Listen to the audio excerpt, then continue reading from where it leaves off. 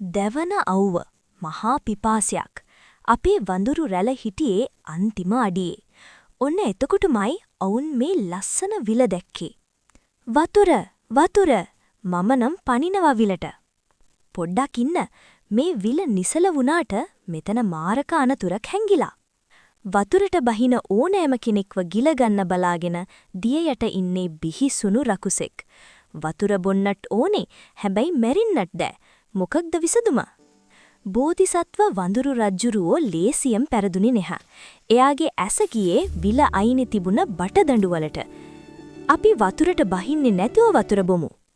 අද කාලේ අපි ස්ට්‍රෝ එකක් පාවිච්චි කරනවා වගේ වඳුරු රැළම බටදඬු පාවිච්චි කරලා ආරක්ෂිතව වතුර බිවුමා. රකුසට බලන් ඉන්නව ඇරෙන්න කරන්න දෙයක් ඉතිරි වුණේ නැහැ.